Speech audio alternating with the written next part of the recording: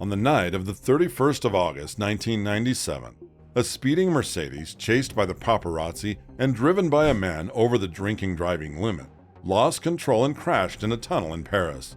Within the car sat 36-year-old Princess Diana, her boyfriend of a few months, Dodi al-Fayed, and his bodyguard. Out of every person in the car, the bodyguard was the only one to survive. The car crash was a tragedy that shocked the world. Her death led to a global outpouring of grief and media attention. Much of the public reaction to the death of the Prince of Wales's former wife was that it was not accidental. Rather, there had been some foul play which led to Princess Diana's death. Welcome to Bizarre Cases. Today, we'll be talking about top theories behind the death of Princess Diana. Without further ado, let's walk onto the edge of the unknown. Number 1. Diana and Fayed's relationship doomed the couple. One common theory posits that Diana and Fayed's public courtship cost them their lives. Martin Gregory, author of Diana, The Last Days, explains in the TLC documentary Princess Diana, Tragedy or Treason, that Fayed was planning on proposing to Diana the night of the crash. Hours before, Dodi decided to go to the jeweler Reposi, who showed him a new ring, which was part of a series called Tell Me Yes, he said. We didn't buy one of the rings, but he did order a ring for Diana, and that was delivered to the Imperial Suite at the Ritz Hotel.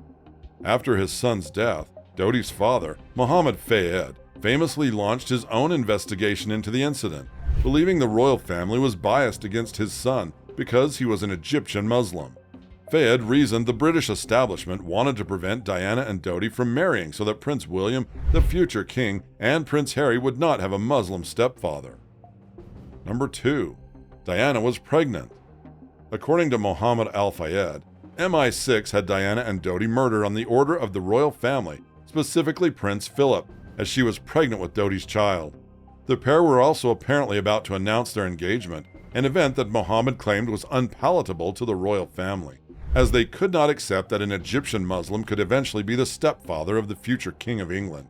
And so, MI6 and the establishment allegedly put a special operation into place to have Diana and Dodi killed.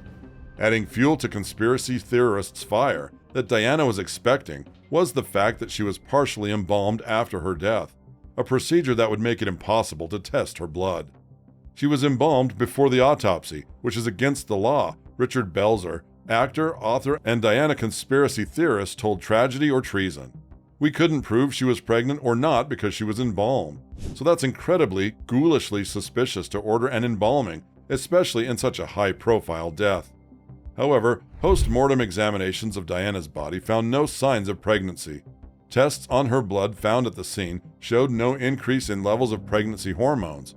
Operation Paget also discovered witness evidence from close friends stating that in mid-August 1997, Diana was in her normal menstrual cycle and that contraception was being used. Tests have shown that it is possible to detect the pregnancy hormone HCG in very old bloodstains, the report read. The bloodstain from the carpet was tested, and no HCG was detected. Number 3. Henri Paul plotted the murder. As for which parties plotted the assassination of Diana and Dodi, conspiracy theorists' prime suspects include the couple's driver, Henri Paul. Paul was the senior manager at the Ritz Hotel, which is owned by Fayed, and had been in the family's employ for a decade. As the theory goes, Paul was paid by MI6 to assassinate Diana and Fayed. Former MI6 officer Richard Tomlinson famously attested that he had seen Paul's file and could confirm that he was an informant. Henri Paul, the driver of the car, was also the security manager at the Ritz Hotel, and he was an MI6 informant. I saw his file, Tomlinson told reporters at the time. It's been well established that he went missing for 2 or 3 hours the night of his death. Despite the fact that Paul made just $35,000 a year, he had nearly $250,000 in his bank account at the time of his death, in addition to a significant amount of cash with him when he died, prompting further speculation that MI6 paid him off. I am certain that this money originated from MI6, Tomlinson told a French judge in 1998. This is speculation on my part, but if he was an MI6 informant, it would be quite normal for him to receive money. As for the alcohol level in Henri's blood, conspiracy theorists have suggested the sample was taken from a suicide victim and not Henri. They believe Henri was sober that night. However, Operation Paget confirmed eyewitness testimony that Henri had been drinking that night, and numerous blood tests confirmed the elevated presence of alcohol in his system, said to be 3 times over the French legal limit. As for his ties with MI6, the investigation concluded that Henri may have been a low-level informant for French secret services, but found no evidence that he was a hired gun for MI6. In fact, he was not meant to be working that night, and Diana and Dodi's plans had changed last minute, thus debunking any premeditated plot. Number 4. The white Fiat Uno. Another suspect was the driver of the white Fiat that reportedly followed Diane into the tunnel, leaving forensic evidence on the Mercedes that suggested the 2 cars made glancing contact, per the Operation Paget report. Obviously, that was a big story, because it was, where's the white car? Who was driving it? Were they to blame somehow? David Lee, former Daily Mirror editor, told Tragedy or Treason.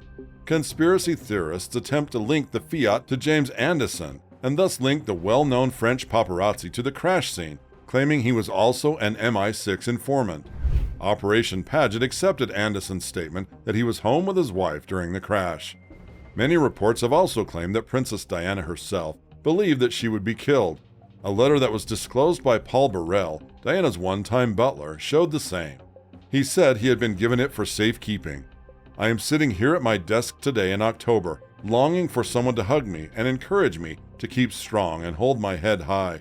This particular phase in my life is the most dangerous. Someone is planning an accident in my car, brake failure, and serious head injury in order to make the path clear for Charles to marry, it read.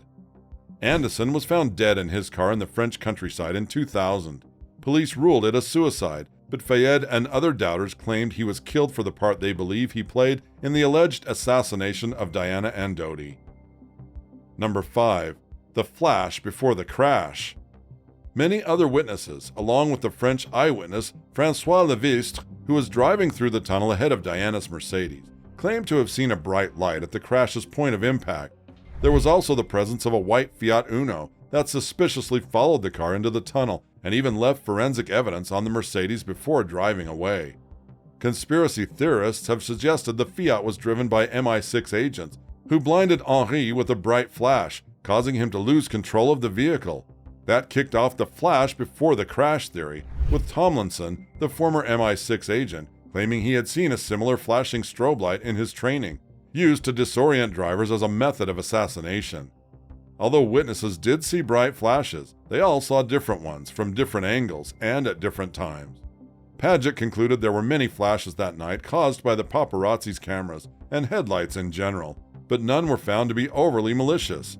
As for the Fiat, although it did make a glancing contact with the Mercedes, it has never been identified. Paget concluded that no intelligence agency attempted to or had the opportunity to stage a collision in the tunnel. Number 6. The Mercedes had been tampered with. Some conspiracy theorists believe the seatbelts in the fateful car were faulty due to sabotage. However, it was well established that when ambulance services reached the crashed car, neither Diana nor Dodi were wearing their seatbelts. Operation Paget confirmed that view and highlighted the fact that French investigators in 1998 declared all seatbelts in the car to be in proper working order. Number 7. Diana's medics were in on it. One of the biggest claims is that Diana did not die on impact, and that her treatment at the scene of the crash was deliberately delayed to prevent her from surviving.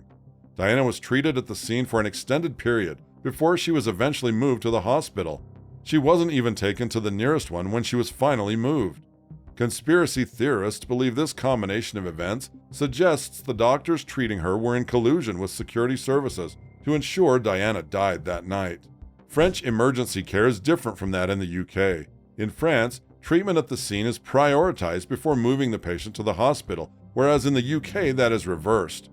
Paget concluded, to believe that the medical treatment given to the Princess of Wales formed part of a wider conspiracy, it would have to be accepted that several experienced, independent French medical specialists of some distinction were part of a predetermined collaboration and deliberately acted in breach of medical ethics. The evidence is that every effort was made to save her life. As for the hospital that Diana was eventually taken to, it was the nearest one equipped to deal with her injuries. What are your views on this video?